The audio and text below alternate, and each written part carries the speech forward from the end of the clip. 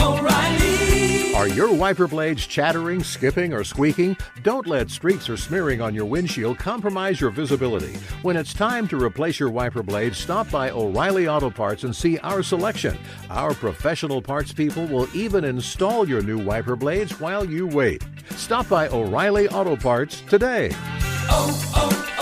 O'Reilly Auto Parts. For all you elk hunters out there, chasing turkeys is basically the same thing. I know the reaction you just gave me, but don't knock it till you try it, and don't try it without OnX. The Hunt app will not only help you find new areas on public ground, but I use it to find out landowner info to get permission on private ground that I see birds on as well. OnX Hunt has a special offer for you. Use code CAL to receive 20% off your membership at onxmaps.com/hunt and find more birds this spring. There's nothing like snook hook sets at dawn or catching a tarpon in the moonlight. Find your next fishing trip made easy on fishingbooker.com and experience the magic of the Sunshine State or any other destination on your fishing bucket list. Book a blue water adventure in search of sailfish or go snapper fishing with the kids. With over 6,000 captains and trips to choose from, planning your next one just got a whole lot easier. Download the Fishing Booker app on the Google Play or App Store, or visit them online at fishingbooker.com to book your trip today.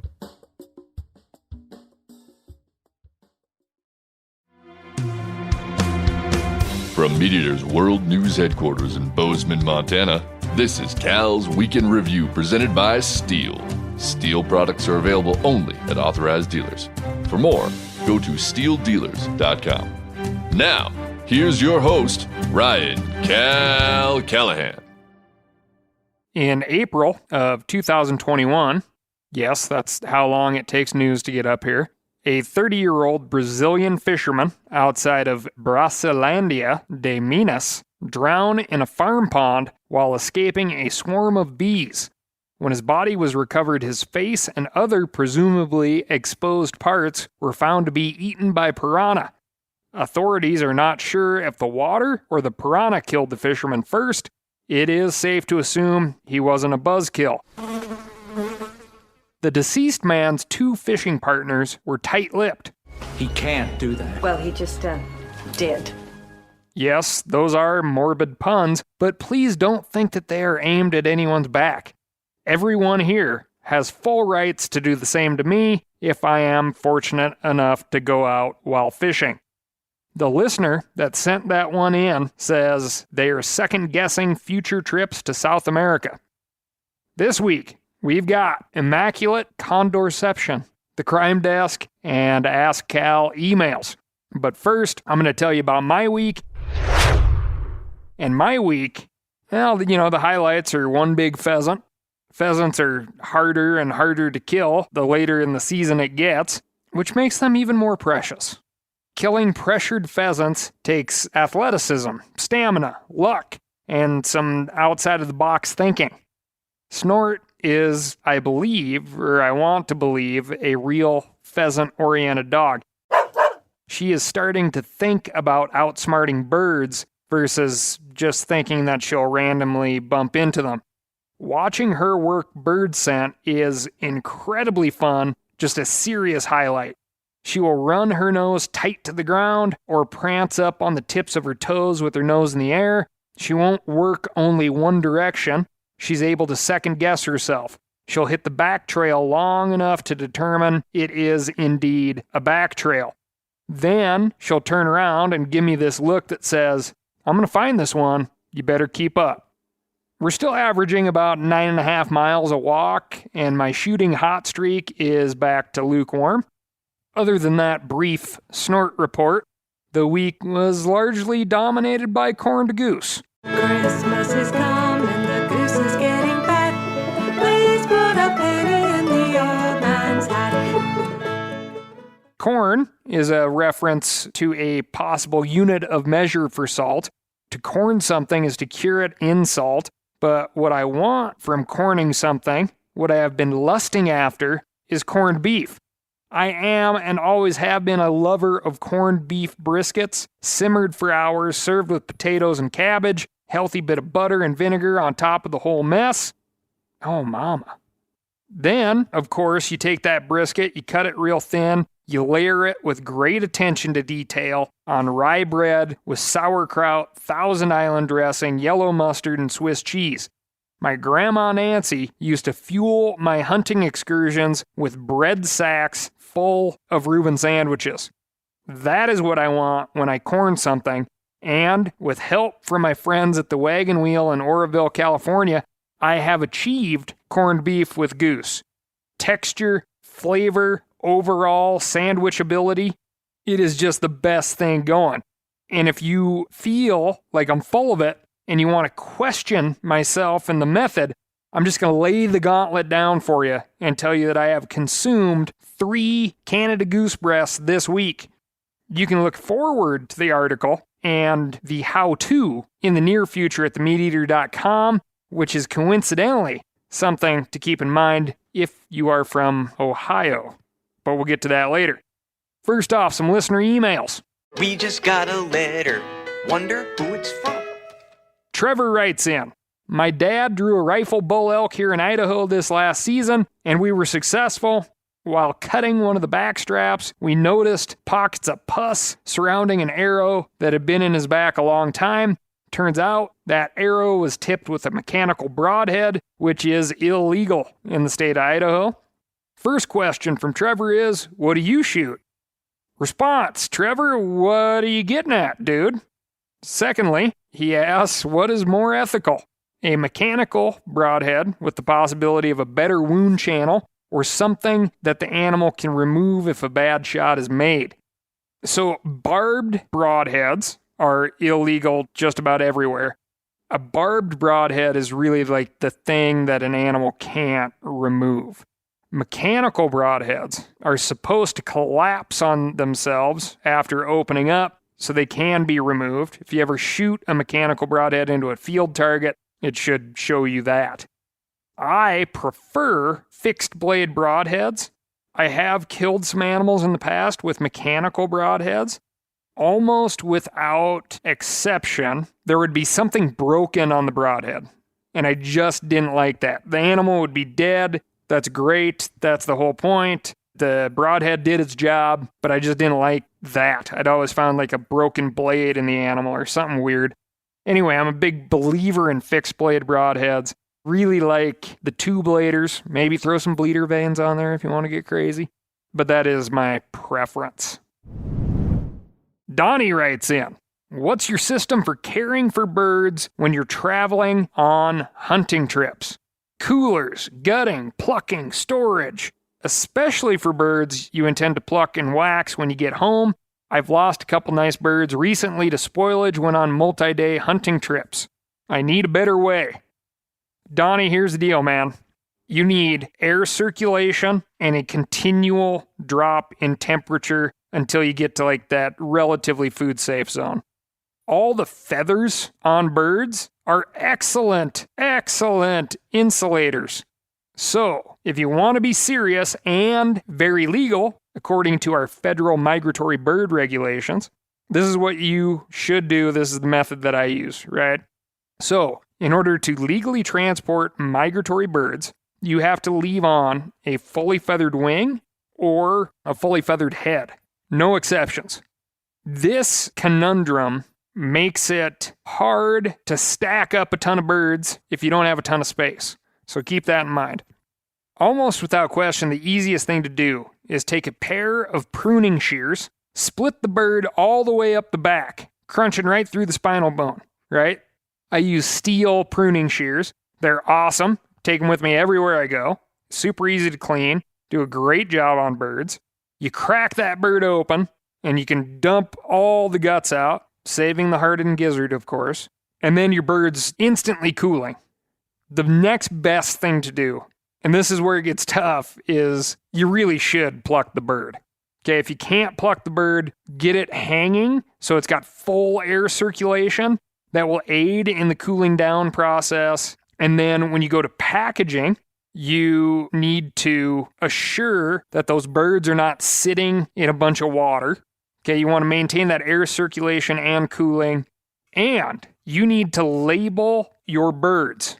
Okay, you can't be like over the top with this stuff. So if you have a big cooler and you have all your birds in a cooler, you need to identify how many birds are in this cooler per species, the date that they were shot, and it needs to have your license number, your address, phone number, and name on there. And then if you individually package those birds within that cooler, okay, you need to individually label them with that same information. Okay, and every bird in there, has to have a fully feathered wing or a fully feathered head attached to the meat. So you can get fancy and you can break birds down and just leave the skin attached to either the head or the wing, and that will reduce your overall weight, right? But if you want to do like major packaging when you get home for the long haul, like the last birds of the season type of thing, you really just need to pluck them where you are. There's no way around it. Bring a vacuum sealer, bring butcher's paper, and just be prepared to process on the road. But keep in mind, if you individually package for home, each individual package while you are traveling, while you're not at your primary residence on which you are taxed and you receive mail and your vehicle is registered to, that primary residence, if you're not there, each one of those birds has to have a fully feathered wing or a fully feathered head, and it needs to have the species on like a nice little card, and you can like self-laminate with packing tape, the date it was shot, your license number, and your personal info, residence, phone number, attached to every bird if you're going to individually package. That's just the way it is with migratory birds. It's a lot of processing. And, I mean, it's just a significant portion of the day. But it's good meat. It's worth it. I'm planning another trip right now. Our trip to North Dakota a few weeks ago, man, we spent as much time processing as probably half the time we were hunting. Easily. That's all I got for you, Donnie. All right, last up. Chickamauga-Nicollet National Forest. Or, as they call it, Schwamagan. Possibly. Schwamagan. Swanson? Maybe it's on the briefcase. Look on the... Oh, yeah! It's right here. Samsonite. I was way off. Chequamegon. Schwamagan. My good friend Jim Heffelfinger sent me in I would say, satirical peer-reviewed paper that states, out-of-state recreationalists mispronounced Schwamagan in 75% of cases. Wisconsin residents mispronounced the word in 62% of cases, mainly due to alcohol-induced slurring. That falls in the correction category. Next up, cranes. Okay, been talking a lot about cranes. Sandhill cranes are awesome. Very cool animals. Been around for at least 2.5 million years in the form that we know them as. They're very tasty, like I said. Super cool animals.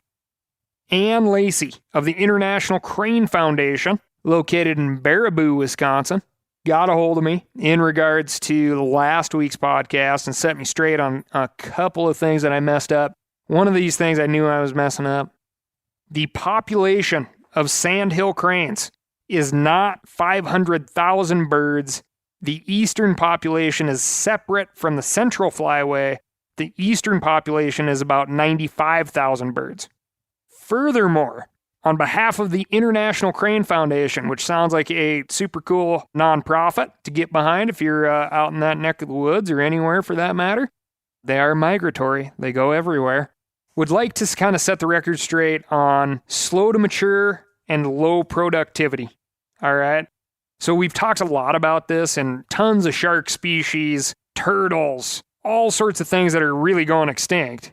The combination of slow to mature and low productivity makes species very, very hard to manage and easy to wipe out. Your sandhill cranes can generally be put in a few categories, all right? 1 to 3 years of age, they are non-breeding. 3+ years of age, They're capable of breeding, technically, but they also need to find a mate, they need to pair up, and they need to find territory, and they just need to get good at the act of mating and rearing young. That's impossible, even for a computer. It's not impossible. I used to bullseye womp rats in my T-16 back home. On average, they're going to produce 2 eggs. 1 or none actually make it to the fledgling state. On top of that, these birds need a huge territory because their reproduction is based on a territory. So even if they're paired up, they're sexually mature, they need to find the space to nest. A lot of this space is you got to fight for it, right? It's in high competition. So this is a very brief synopsis. I'd encourage you to check out the International Crane Foundation. From the hunting perspective, I still feel like we can hunt and we can figure this out with our big brains. I think it would be absolutely asinine to throw this information by the wayside. It's taken a long time to recover this species, and recover is, a moving target type of word. Slow to mature, low productivity, proceed with caution. Thank you very much for writing in, and pleasure talking to you as well. O'Reilly Auto Parts are in the business of keeping your car on the road. O'Reilly Auto Parts offer friendly, helpful service and the parts knowledge you need for all your maintenance and repairs. I don't know if you stopped in at an O'Reilly lately, but I use one because we have one right not too far from my house. People there are super helpful. I don't care if I'm getting boat batteries, car parts, whatever. Love those guys. They got thousands of parts and accessories in stock, either in-store or online, so you don't have to worry if you're in a jam. The team at O'Reilly Auto Parts can test your battery for free, in or out of your car. If it needs to be replaced, they'll help you find just the right battery for your vehicle. If you need your windshield wipers replaced, a brake light fixed, quick service, they'll help you find the right part or point you to the nearest local repair shop for help. Whether you are a car aficionado or an auto novice, you will find the employees at O'Reilly Auto Parts to be knowledgeable, helpful, and best of all, friendly. The professional parts people at O'Reilly Auto Parts are your one-stop shop for all things do-it-yourself auto. You can find what you need in-store or online. Stop by O'Reilly Auto Parts today or visit us at O'ReillyAuto.com/meateater. That's O'ReillyAuto.com/meateater. For all you elk hunters out there, chasing turkeys is basically the same thing. I know the reaction you just gave me, but don't knock it till you try it, and don't try it without OnX.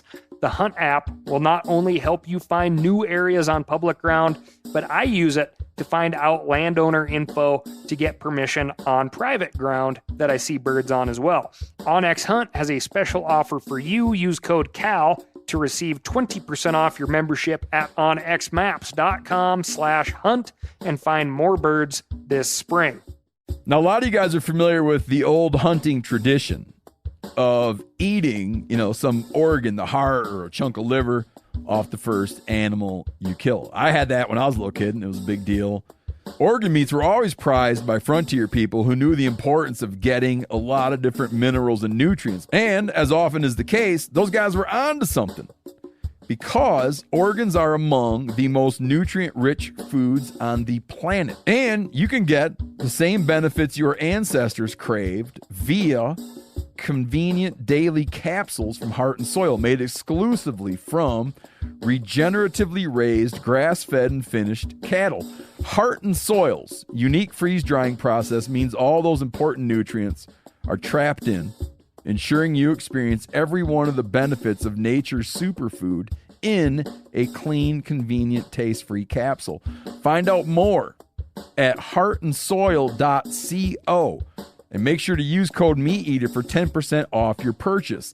That's heartandsoil.co. Use the code MeatEater. Okay, moving on to the law enforcement desk. In Ohio, the Department of Natural Resources busted a wild game processing outfit that was selling venison from poached deer and stealing venison from hunters who paid to have game processed. In total, A&E Processing is alleged to have poached 30 whitetail deer in Ohio and stolen over 700 pounds of meat from hunters. If this isn't an argument for processing your own meat, 8 people connected to the poaching ring were charged in the investigation for crimes ranging from illegal sale of wild animal parts, to money laundering, to telecommunications fraud, to hunting with illegal equipment. In total, the Ohio Attorney General's office is doling out 91 criminal counts. The AG's office, that's Attorney General, also told MeatEater's Travis Hall that the charges include 5 people who worked for A&E Processing and 3 who were supplying the company with wild game meat via poaching. Deer hunting is a deep-rooted tradition in Ohio, with generations having been taught the values of conservation, responsibility, and discipline, said Ohio Attorney General David Yost. Additionally, he said, this level of corruption violates those tenets, and protecting and preserving this part of our heritage are important to all sportsmen and women. But the AG's office wouldn't tell us much more about this case since the investigation is ongoing. But all 8 individuals have been indicted by a grand jury, which means there's at least enough evidence to go to trial. Since many of these crimes are felonies, prison time is definitely on the table. According to a Facebook post from September 17, A&E Processing charged a very reasonable $55 fee to process and package a whitetail, $75 if you want it vacuum sealed. They also offered Ohio capes for $10 and out-of-state capes for $35. The Ohio AG wouldn't say how long A&E Processing had been stealing meat, but a little back-of-the-napkin math suggests they cheated a lot of hunters for a little or a few hunters for a lot. If an average whitetail yields 60 pounds of meat, a processor could expect to skim, let's say 5 pounds off the hunter. If A&E Processing stole 700 pounds of meat, they likely took venison from, let's say, 140 deer. That example is a healthy dose of speculation, but it's enough to say that anyone who used A&E Processing should probably think they got pilfered a little bit. And anyone who hunts in Ohio should take note of the 30 deer poached out of season by illegal means. There are many reputable butcher shops, and I will guarantee that all of them have stories of people leaving game meat, no-showing, skipping out on the butcher's bill. This is the case of a bad butcher shop. And I need to point out that in order to make a sale, you also need a willing buyer, not just a willing seller. There is no such thing as, quote, wild deer for sale in the USA outside of Maui Nui venison, which is strictly axis deer. So the next time your well-meaning neighbor says, hey, I love elk or deer or ducks, let me buy some off you, don't just say no and give them a package. Say no, they can't buy it off you, and tell them why. And if you want to see firsthand what folks pay a processor to do, well, I happen to know a website that can help you out with processing your own game meat. Next up, officers in Saskatoon, Saskatchewan had their hands full when a cow moose burst through a window at Sylvia Fedoruk School. Sylvia Fedoruk was, of course, the 17th Lieutenant Governor of Saskatchewan, don't you know? But wait, there's more. Fedoruk, daughter of Ukrainian immigrants, also has her name on the Sylvia Fedoruk Center for Nuclear Radiation. Thankfully, no moose broke into anything there. It is also possible that to break into Sylvia Fedoruk School, which is located in the community of Evergreen, Saskatoon, the moose had to travel down Sylvia Fedoruk Drive, then head south to, perform the breaking and entering, or B&E, which is a much cooler way of saying it. I'm going to give you to the count of 10 to get your ugly, yellow, no-good keister off my property before I pump your guts full of lead. But we're not done with Sylvia, who is a 2-time Hall of Famer. Once for medicine, Fedoruk's work on studying radiation depth and penetration was critical to treating cancer through cobalt-60 radiation therapy, and, more Canadianly, her second Hall of Fame nod was, of course, for curling. Fedoruk was inducted into the Canadian Curling Hall of Fame in 1986. Now, you may be asking yourself, what about the moose? Well, according to Radio 92.9, The Bull, the cops tranquilized it in the community room, got it out of the school, and nobody was hurt, and they are gonna set it free. But here's the better question. The next time someone asks, what's bigger than a moose? I think you should say Sylvia Fedoric. Holy cow, Moose. Only in Canada, I'll tell you. You know, now that I say that out loud, the bigger than a moose part, I could see how folks may not think that's a compliment. This lady that I just learned about, she's very impressive. Moving on. 2 hunters were busted trespassing on a secluded private island owned by hedge fund titan Louis Bacon near the uber-exclusive area of New York's Southampton. After one of the caretakers on Robbins Island spotted an unfamiliar trail cam, he searched the vicinity and discovered Scott Russell and Kurt Jorgensen mid-hunt. One of them up in a tree stand, the other prone on the ground, presumably trying to disappear. Investigators later turned up a mountain of hunting gear, a 12-foot aluminum boat with a battery-powered motor, several tree stands, as well as a tethered saddle hunting setup, a half-dozen trail cams, compound bows, crossbows with missing bolts, tents, bags of food, and jugs of water, commercial deer urine attractant, and the standard gear for processing game once the deal is done. Local hunters might wonder why Russell and Jorgensen had gone to so much trouble, as deer all over the Hamptons are thicker than mosquitoes. Well, in 1997, the island's owner, Louis Bacon, granted a conservation easement over the entire property to the Nature Conservancy, and since then, it has been managed as a private game preserve. Therefore, according to New York Newsday, the island is home to at least a dozen rare albino deer, as well as several 25-point bucks. So, I condemn trespassing and poaching in the strongest possible terms, but sneaking onto a private island a couple hundred yards off the mainland to bag a 25-pointer? I can see the draw. Bacon is a pretty interesting guy. He bought the island at a bankruptcy auction in '93 for $11 million, and local real estate pros estimate that today it would sell for at least $500 million. Man, I bet you'd wished you'd been that prudent the last time you had $11 million lying around, huh? Can't go back in time. In addition to putting Robbins Island into trust, Bacon also donated more than half of his 180,000-acre Colorado ranch to the Sangre de Cristo Conservation Area, the single largest conservation easement grant in U.S. fish and wildlife history. And, going a bit off topic for the week in review, Bacon has also been locked in a years-long feud with his neighbor in the Bahamas, the very flamboyant clothing magnate Peter Nygaard, who has been accused of sexual misconduct as many times as most people brush their teeth. It would take an hour to go through all the parts of that story, but suffice it to say that at one particularly contentious point of the battle, Nygaard hired a crowd to march through the streets of Nassau with signs accusing Bacon of being in the KKK.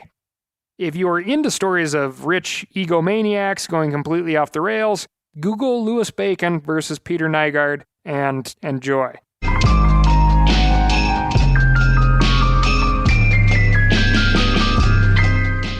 But back to our bread and butter of hunters breaking the law, Russell and Jorgensen have been charged with poaching and trespassing violations, and I would bet that having a litigious billionaire after them is going to make the next couple years pretty steep.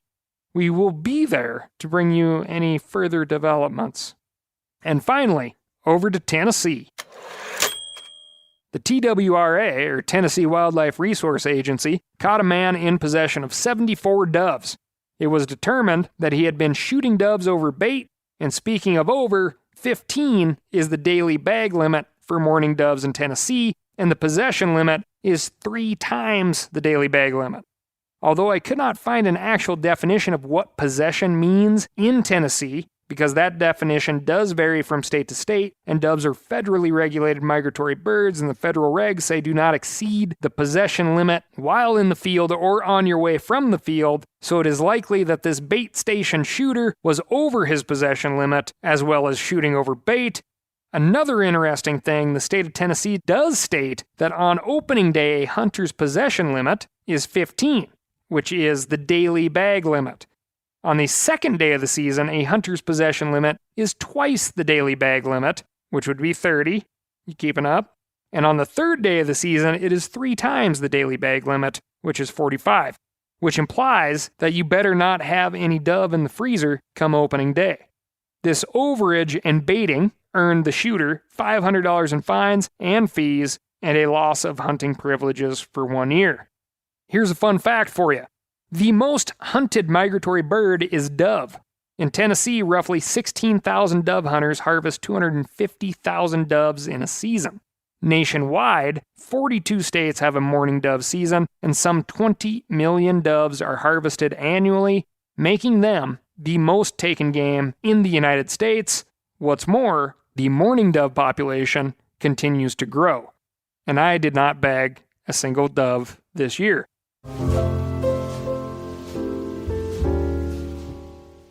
Moving on. Big surprises over at the Condor desk, or what I like to call Immaculate Condor-ception.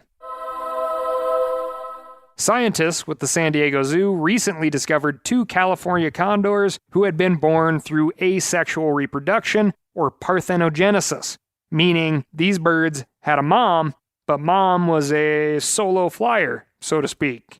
A real get things done on her own type. No males required. We've talked about parthenogenesis before, but never explained the term itself. Well, we probably have, but listen anyway.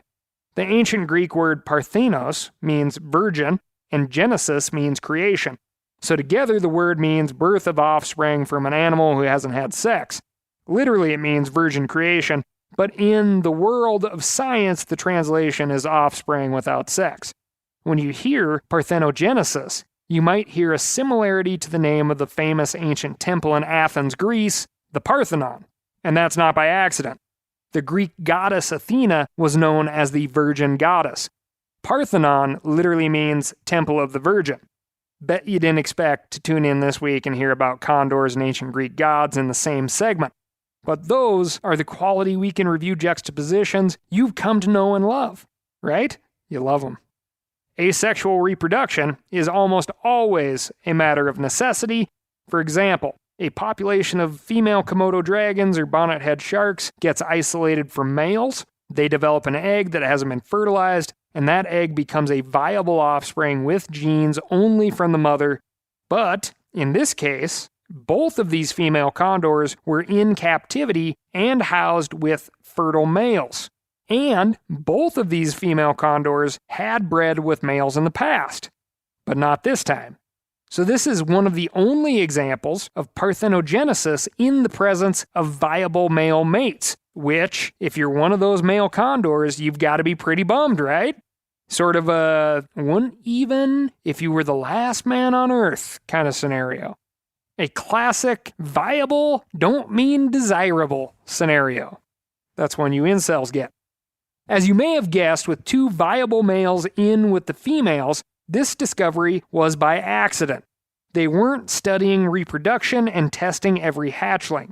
In fact, the hatchlings the 2 condors created asexually, known as parthenotes, by the way, were born in 2001 and 2011, and both of them died a few years later without ever reproducing. Instead, scientists discovered these 2 because they have been putting together a complete picture of the genetics of every California condor in existence, and in the course of this mapping project, they came across these 2 individuals who had genes, lo and behold, only from their dams, which is the name for a mother bird. We don't have this kind of full genetic picture for many other species on Earth, and it was only made possible because of how endangered condors are. Easter Sunday, 1987, the last wild condor was captured, one of only 22 remaining in existence. Those survivors were bred in captivity, and beginning in the early 90s, they were reintroduced in the wild. By 2019, there were 219 condors in captivity and 306 flying free in California, Arizona, and Utah. Scientists have therefore been able to study this remaining limited population extremely closely, and they've managed to take samples of tissue from a very large percentage of these birds. That genetic information has guided condor recovery, telling scientists which pairs might be bred successfully, which populations might be in danger of inbreeding, and so on. Of course, the dams that we've been talking about said, "Back off, Doc, we'll take it from here." Over $35 million have been spent on condor research in the lab and in the field. Extraordinary measures have been taken to get this species up and stable again. And, as you likely know, The banning of lead bullets across the range of the condor in California in an effort to end one singular cause of condor mortality, which is ingesting lead when the birds feed on carrion left over from animals that hunters have killed, is a great example of how animals on the endangered species list can affect even those folks who don't care about a species' success. We need to work hard to keep these animals from ever getting on the endangered species list. Now, one of the coolest parts of this recent discovery is the possibility that maybe parthenogenesis isn't so rare amongst species after all. Maybe it's just that we have a comparatively tiny amount of DNA information on all the other species on Earth. Maybe if we could see into the full genetic picture of rattlesnakes and zebras and butterflies and deep-sea anglerfish and lonely old dudes up in the Arctic Circle or something, we would see that parthenogenesis is all over the place. Think about that the next time you hear the term DIY. That's all I've got for you this week. Thank you so much for listening. As per usual, let me know what I got right or wrong, or tell me what's going on in your neck of the woods by writing in to AskCal, that's AskCal, at themeateater.com. And it's starting to get cold. If your wood supply is in short supply, get your butt down to the nearest steel dealer. You can find a local, knowledgeable, helpful steel dealer near you by going to www.steeldealers.com. Trust those folks. They will get you set up with what you need and steer you clear of what you don't. Thanks again. I'll talk to you next week.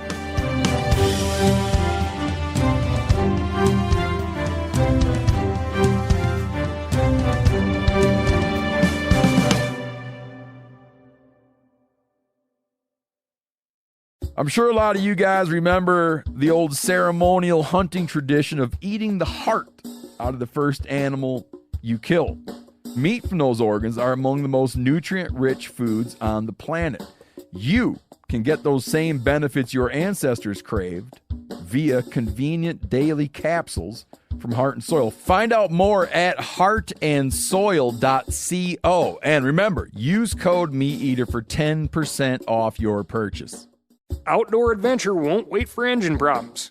Things like hard starts, rough performance, and lost fuel economy are often caused by fuel gum and varnish buildup. Seafoam can help your engine run better and last longer. Simply pour a can in your gas tank. Hunters and anglers rely on Seafoam to keep their engines running the way it should the entire season. Pick up a can of Seafoam today at your local auto parts store or visit seafoamworks.com to learn more.